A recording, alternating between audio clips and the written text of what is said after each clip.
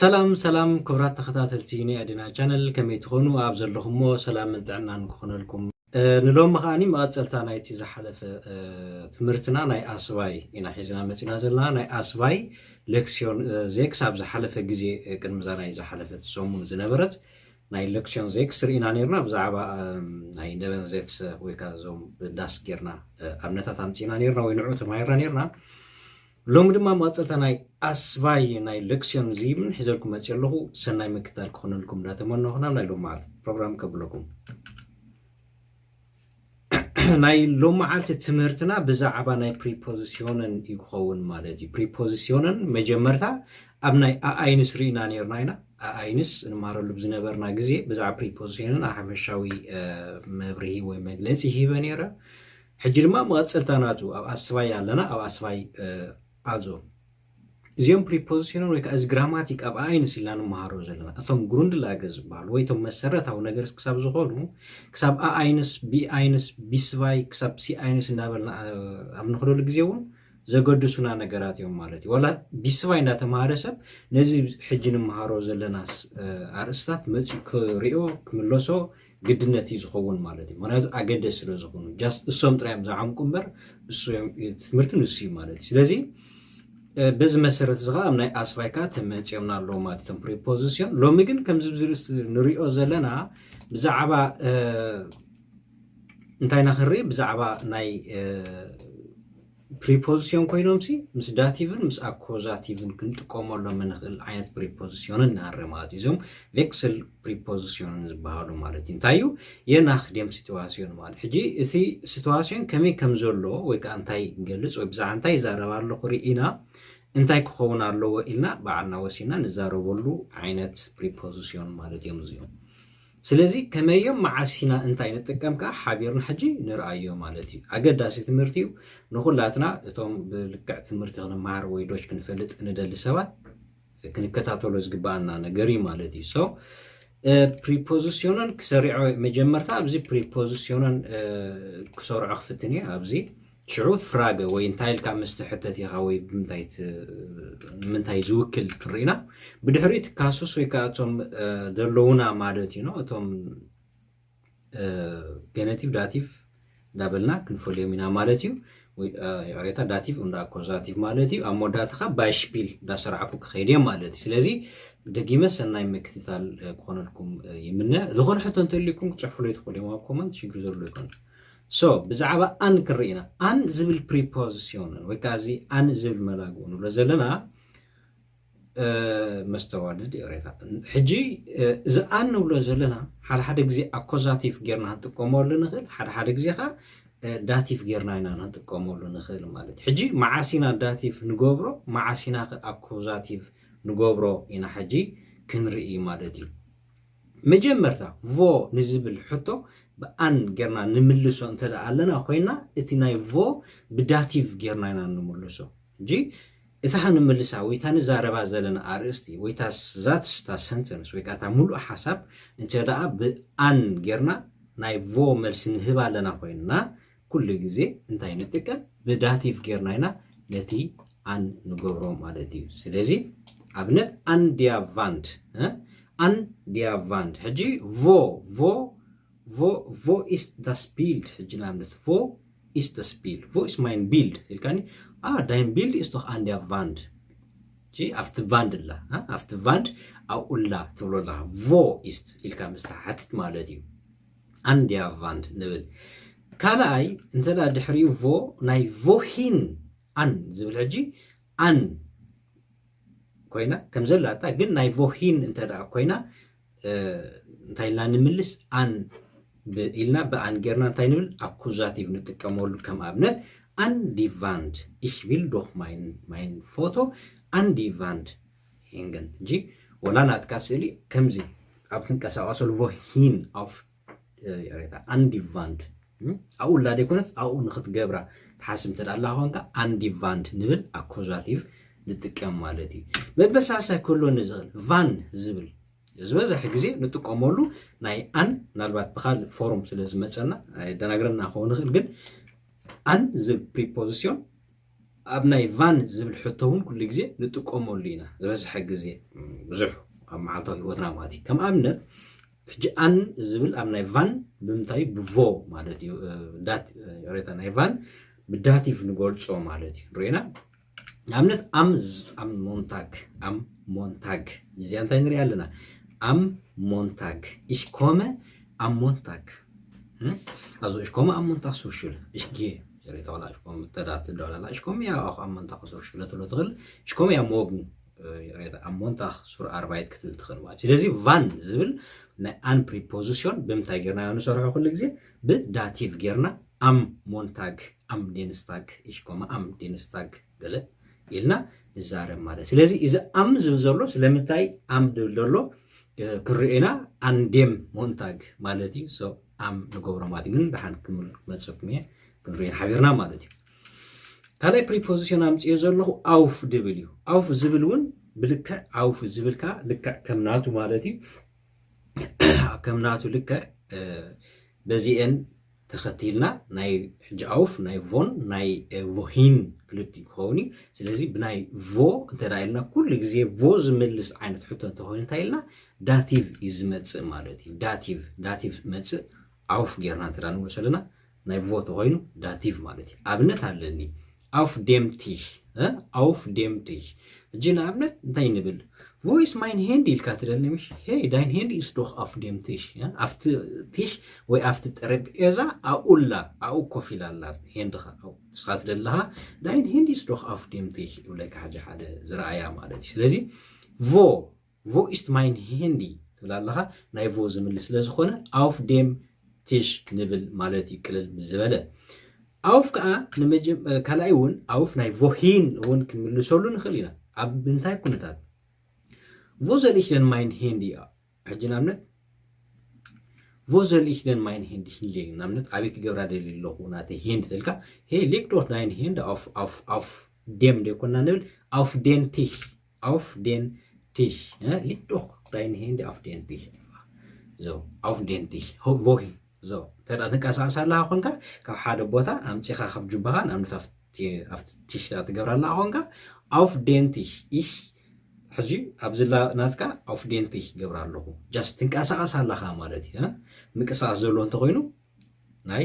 አኮዛቲቭ ማለት እዩ auf ስለዚ auf ካ ከምዚ ጌርና ንሰርሖ ማለት እዩ ሕጂ እንታይ እዩ ኣብዚ ቁርብ ዲቴይል ክንኣቱ ንፍትና ኣለኹ ምክንያቱ just ኣገዳሲ ኣብ ዝኾነ ብዙሕ ኣብ ዝኾነ ሰብ ኣብ ዝሓተን ወይ ኣብ ራዳኣሉ ግዝያት ብዙሕ ጌጋታት ኣብዚ ስለዝፍጠር እዮም ማለት just ወላ ኣነ ከም ሰብን ኣብ ስለዝጋገየ ዝነበርኩ ርዳኣኒ ማለት እዩ ከመይ ገይሩ ሰብ ወይ እንታይ ኮይኑ ዝጋገ ስለዚ በዚ መሰረት የነዚአን ቁርብ ግዜ ሂበ ንዓን ክርኤና ኣለና ኢለመፅእ ዘለዎ ማለት ስለዚ ኢን ዝብልካ ልክዕ ከምኡ ኢን ከዓ ብክልቲኡ ትጥቀመሉ ትኽእል አኮዛቲቭን ብዳቲቭን ክትጥቀመሉ ትኽእል ማዓስ እንታይ ይኾን ክርኤና ማለት ሕጂ ኢን ንቮ ዝምልስ ታይልና ኩሉ ግዜ ሕጊ ኬርኒ ንቮ ኩሉ ግዜ ቮ ንምልስ ተሊና ብዳቲቭ ጌርናና ንሰርሖ ማለት እዩ ብዳቲቭ ጌርና ንሰርሖ ንኣብነት ኢን ዴር ኩሸ ሕጂ ኣብ ክሽነ ንኣብነት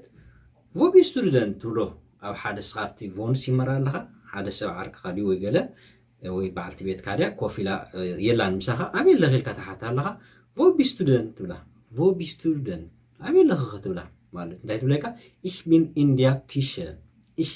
in der Küche ኢላት ነገረካ ኣኡላ ድሮ ኣብቲ ኩሸ ስለዘላ ቮ ትብላ ኣለኻ ናይ ቮ ዝምልስካ ኩሉ ግዜ ዳቲቭ ስለዝኾነ und ኩሸ ኸኣኒ ዲ ኩሸ ስለዝወስድ ዲ ድማ ኣብ ዳቲቭ ኩሉ ግዜ ዴር ስለዝቕየር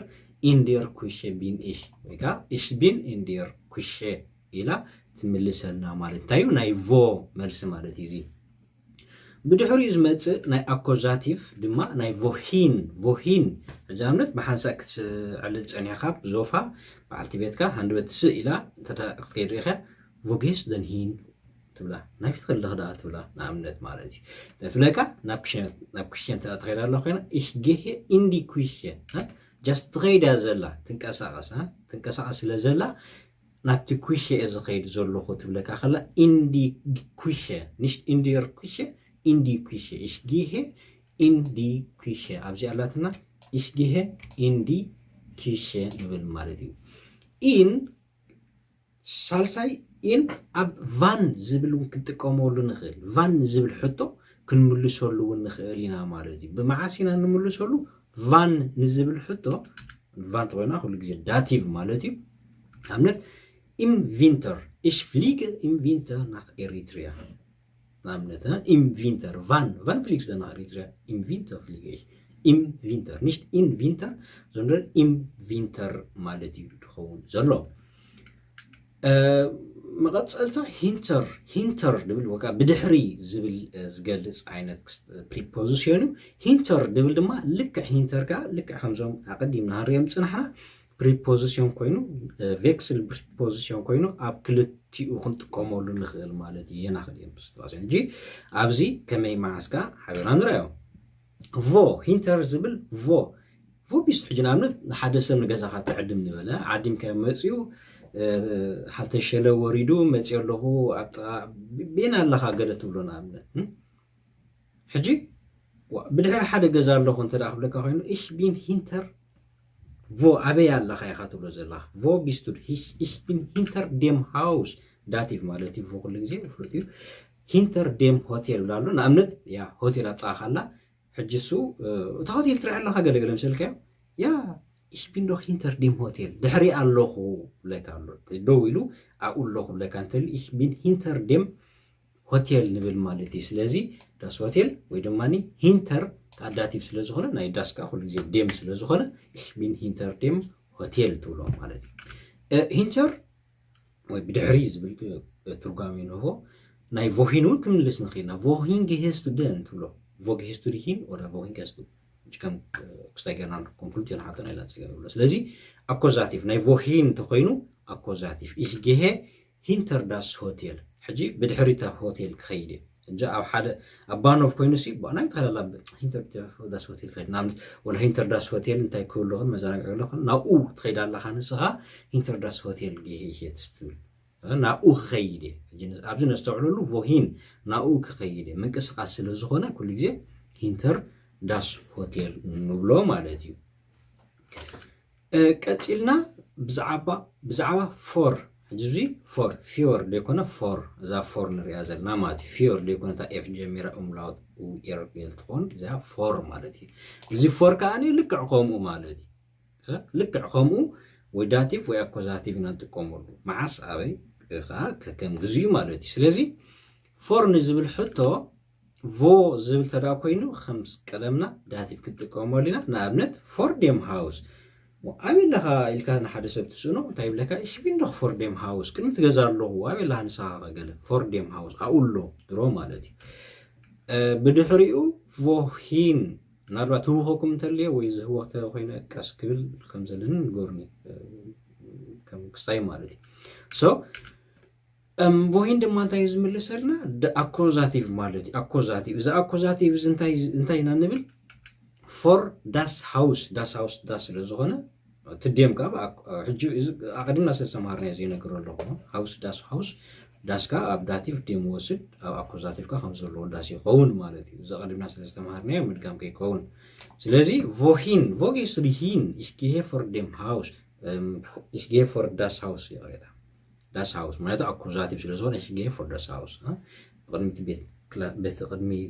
ተሓልፍ እምበር ኣው ናኡልካ ወይ ኣውቆን ደው ደይትብል ንሳ ግን በቲ ቅድሚ ገዛ ጌርካ ተሓልፈለ ich gehe for das Haus ንብል ማለት እዩ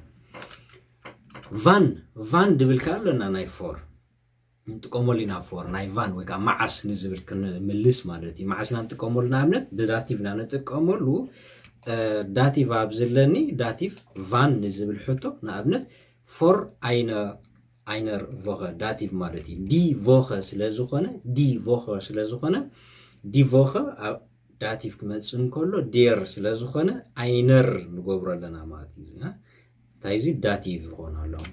wann bist du denn nach Deutschland gekommen for einer Woche ቀድሚ ሓደ ሰሙን bin ich nach Deutschland gekommen ኢልና ንዛረብ ማለት ስለዚ for ካኒ ናይ van ጌርና ኣብ ንምልሰሉ ግዜ ብዳቲቭ ጌርና ንጥቀመሉ ወይ ንምልሰሉ ማለት እዩ ኢበር ድብል ክመፀና ኢበር ካለይ ኣብ ልዕሊ ንዝብል እንጥቀመሉ ነገር ማለት እዩ ስለዚ ኣብዚ ክልተ ነገራት ኣሎ ብሳ ቮን ቮሂንን ልክዕ ከምታ ቀዲምና ንሪኦ ፀናሕና ካልኦት ነገራት ቮ ትብል ተዳ ቮ ኮይና ደው ኢላ ኣላ ማለት እዩ ጃምነት ደው ኢላ እንተዳ ኣብኡ ላ ኮይና ኦልሬዲ እዚኣ ቮ ትብል ኣላ ዳቲቭ ጌርካ ትምልሳ ማለት እዩ ሶ ኢበር ዴምቲሽ ንኣብነት እንታይ ክትብል ትኽእል ኢበር ዴምቲሽ ኣላ ንበል ኣብዚ ሓንቲ ነገር ንኣብነት የንደ ኸዋላ ንበላ ኣብኡ ኣውፍ ደይኮነስ ኢበር ዴምቲሽ ንኣብነት ወላ ኣረኑ ጠልጤላ ወላ ገሌላ ትብሉ ትኽእል ኣብዚ ሕጂ እንታይ ትብላ ቮይስ ዳይን ሄንዲ ኢስ ዶኽ ኢበር ዴምቲሽ ሕጂ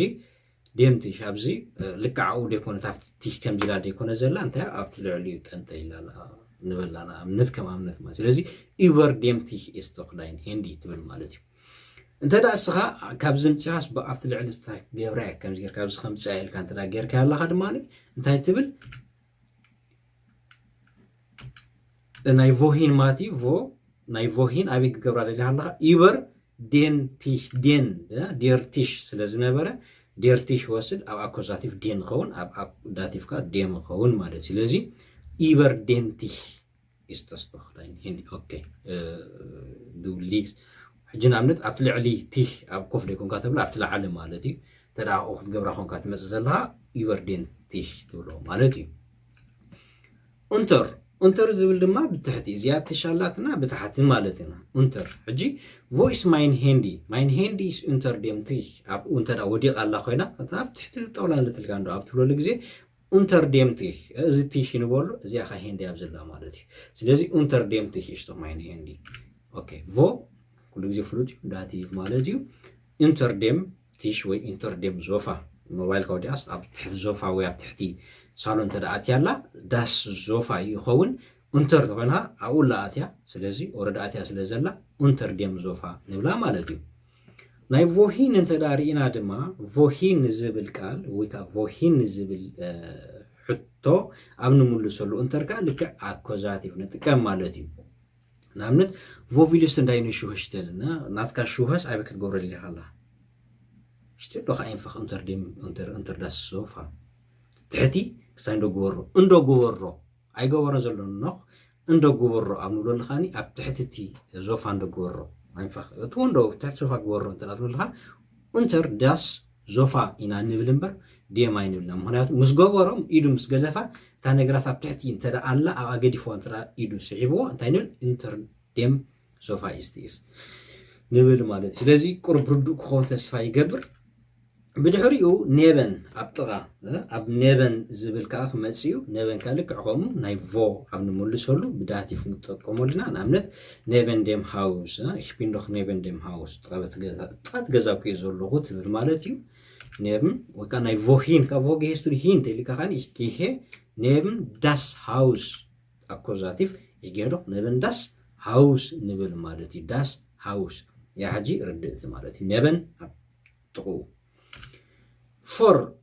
የሬታ ፎር ተደጊሙሎ መስለኒ ያ ፎር ተደጊሙሎ ወላ ሓንቲ እዚኣ ፎር ትብል ዘላ ስፔሽን ያ ክትከውን ዝግባእ ነይሩ ያ ዞ ስፔሽን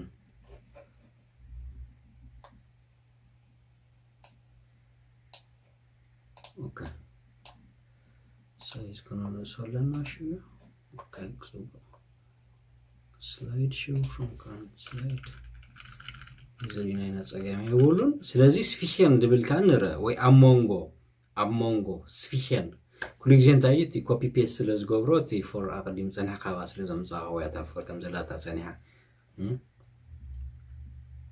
ኩሉ ግዜ ኮፒ ፔስት እንታይ ዝበሃል ክፌለ ደስ ፌለርስ እዮም ዘሎ ዘማዓዲ ኩሉ ግዜ ሓደ ነገር ኮፒ ኢልካ ፔስት ወይ ከዓ ቀዲዕ ከምዚ ኮፒ ጌርካ ሳምጪኻ ኮፍ ኣብ ተብሎ ግዜ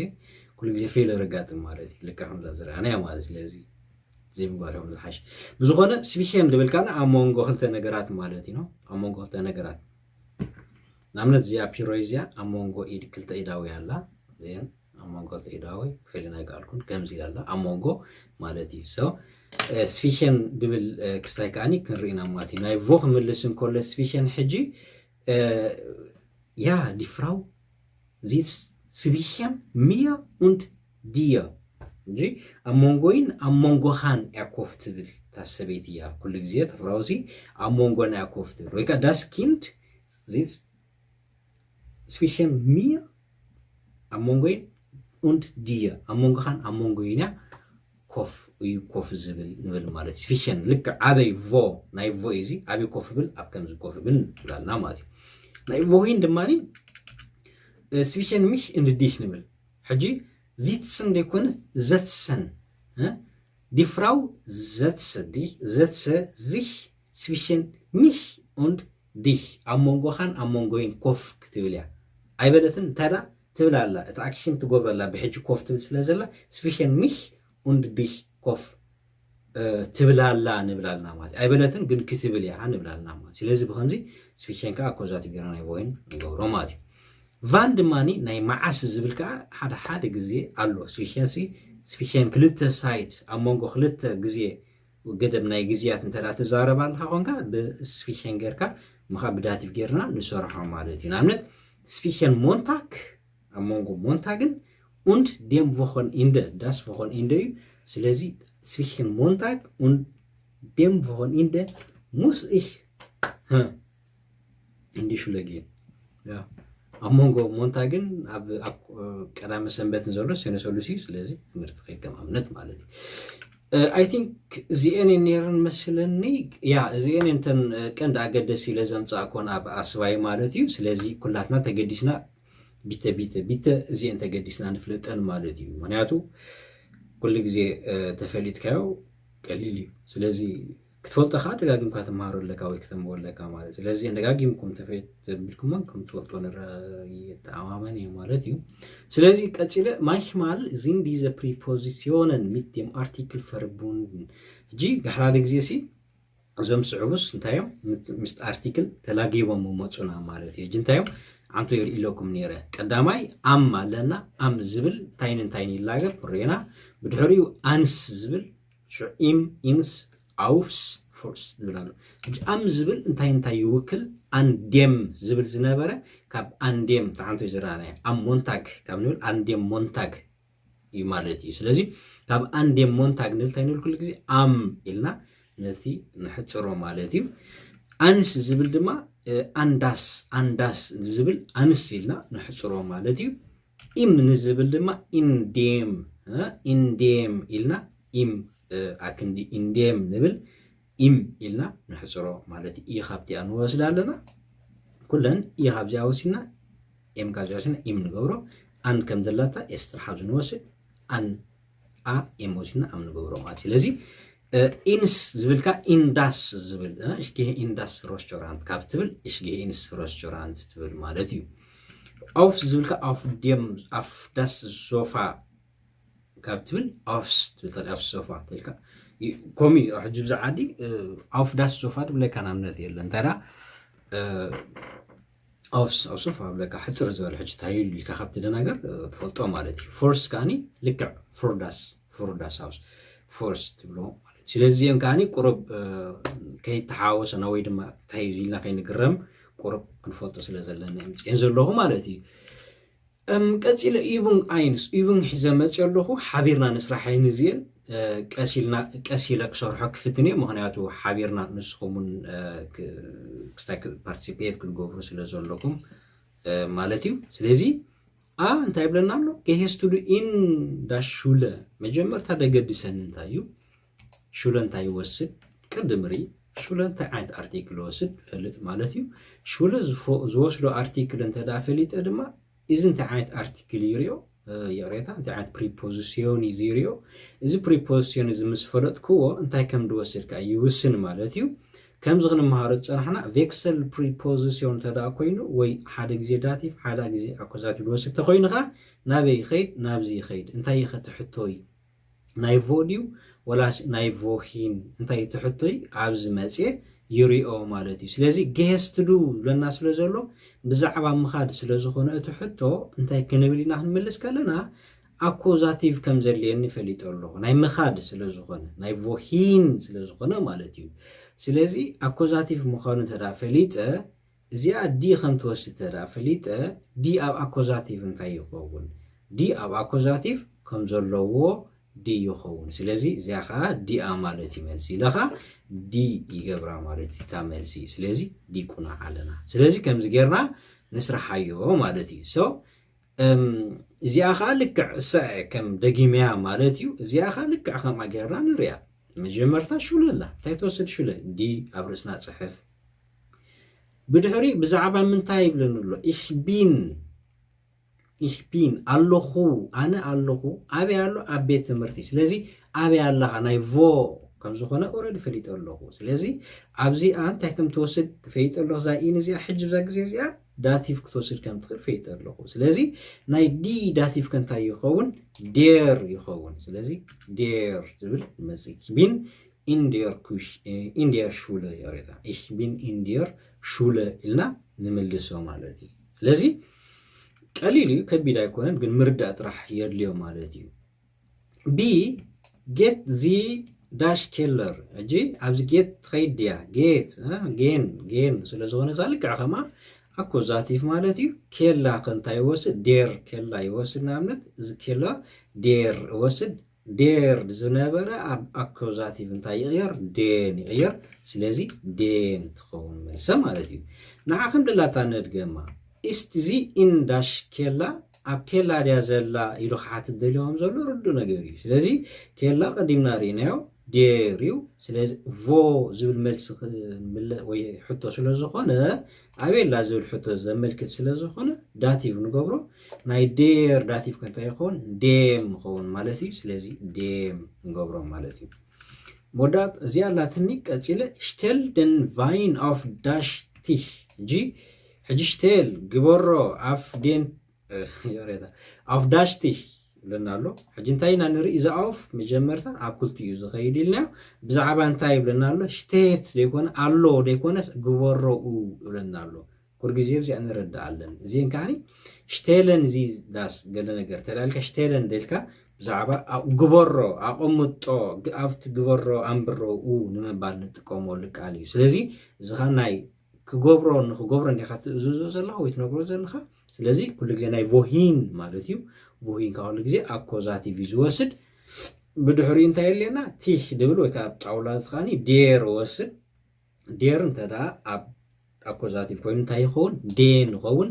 ዴን ቲሽ ይኾነልና ማለት ስለዚህ ቫይን ማለት ፎቴና እቲ ዋይን ማለት እዩ ዴን ቫይን ስቴት ይሬዳ ዴር ሶሪ ዴር اوكي ابزي دير فاين شتيد اوف دير اجنتاي دير سابسي فاين تاي لابزي اسي تناتنا نومناتي زولوبزي سلازي دير فاين خورماتي شتيد اوف داشتي سلازي اولا شتيت ينانلنا اولا نتخوين ابيالا نزل حطي سلازي نايفو سلازغنا تش دير وسد ديم تخون مالتي ኢቡንቱ ኻኒ ልክዕ ከምኡ ኮይኑ ግን ቁርብ ኣድቫንስድ ዝኾነ ናይ ክስታይና ህሪ ዚ ቫርተት ኣን ዳሽ ባውሽተለ ዚ ቫርተት ኣን ዳሽ ባውሽተለ ዚ ኢስ ዶክ ሹን ባውሽተለ ኣብቲ ባውሽተለ ከም ዘላ ነጊርና ኣሎ ኣኡላ ይዝብለና ዘሎ ናይ ኣኡላ ከንታይና ንገብር ኩሉ ግዜ ኣኡላ ናይ ቮ ስለ ዝኾነ ዚ ቫርተት ኣውን ኣን ዴር ሃልተሽተለ አንዴር ቡስ ሃልተሽተለ ዲ ስለዝወስድ ማለት እዩ ብድሕሪኡ ጌስትዱ ኢን ዳሽ ዲስኮ ጌስትዱ ስለዝኾነ አኮዛቲቭ ዲስኮ እንታይ ይወስድ ዳስ ይወስድ ስለዚ ጌስትዱ ኢን ዳስ ዲስኮ ንብል ወይ ከዓ ኢንስ ንብል ወይ ከዓ ኢን ዳስ ንብል ኩሉ ንስ እዩ ሲ ዲ ላምፕ ሄንግት ዩበር ዳሽ ሽራይፕቲ ሄንግት ያጅልካ ጽበጣ ኣብነት እታ ላምፕ ኣብቲ ልዕሊ ትሻ ሄንግት ኮይና ዘላ ኦረዳ ኣውያ ዘላ ያጠልጠይላ ኣብቲ ልዕሊ ትሽ ስለዚ ዩበር ኦረዳ ኣውላ ዩበር ዴም ሽራይፕቲሽ ክንብልና ማለት ዩበር ዴም ሽራይፕቲሽ ሄንግን ኮይና ኣላ ወይ ተንጠልጢላ ኣላ ማለት እታ ላምፕ ዲ Frau Köffle setzt in das Kantine. Sie ist schon in der Kantine. Kantine, die Kantine, Kantine ማለት ከምዚ ናይ ሓደ ትካል ወይ ናይ ሓደ ቤት ትምህርቲ ገለ ናይ ኮርስ ቤት ገለ ማለት እዩ ካንቲና ስለዚ Frau Köffle sitzt oder sitzen ይኮነ sitzen ኮፍ ይላላው in der Kantine እንብል ወዳታላትኒ ich sitze zwischen Danny und mein Vater ich sitze zwischen already sitze ይዝሉ ዘሎ ኮፍ ኢለለኹ zwischen Danny und mein ጅብዚን ታክንብልና ዳቲቭ zwischen ኢሉሎ ኮፍ ኢሉሎ እዩ zwischen meinem Vater der Vater meinem Vater ማለት እዩ ወዳታላትኒ setz dich bitte neben dein Onkel setz حجبዚ ኮፍ እንደበል ትብለላ ኮፍ አይበለን ዘሎ ኮፍ እንደበል wohin አበይ wohin auf zwischen ወካ neben deinem Onkel dein እጂ setz ስለዝኾነ ዚትሰን ኮይኑ ኮፍ ኢሉ ዘይኮነ ዘሎ ኮፍ በል ትብለላ ይቀሳቀስ ስለዘሎ ኮፍ ንቅብል እንታይ ንጥቀም ኩሉ ግዜ አኮዛቲቭ der Onkel ድነበረ den ክኾኒ deinen Onkel لخول مالتي سلازي كمز مثلا يا زي ان نيرنا لو معلتي زبول كون كورس قرب طقم ابلناكم يا حجيزناهم كنا تسفا يغبر كم قدمو كدخون حتى انت دالكم وي زخون الريتو وي غبر زل نغرات كومنت صحافو لي بستخاله متنكم لسركم كفتنيه سلازي كساب داغماي نراقب سناي كنيات كونلكم داتمنوخو هاوس اوف غا وي كعيو غزا كن اللواني اذن عيو غزازين اب كومنت كتصرحوا تسفا يغبر لدي صحافكم لي جيغات لكم شوكم لسلكم تزي حالكم كاني صبو كم ملسكم صحفلكم مالتي انتايو حجي ابز نغبرو عيغزا ابز مص ايكون دوغموينا مهناتو وتم كومنت تقدسكم تصحفوا اسكم ترديكم صبو ترديكم تتغاغموا ابجا همجا غبرو ايلنا اخوم تراي خصحفلكم زغل دوغاز دل مالتي مهناتو نزسات في خاتم سلازي سارون زيت سوشيم بيتر اون داش معاي جوزي und متان كردانا بزي مول ايكون نزلو سلازي ich ingorena بزي ja so Sauren sitzt zwischen Peter und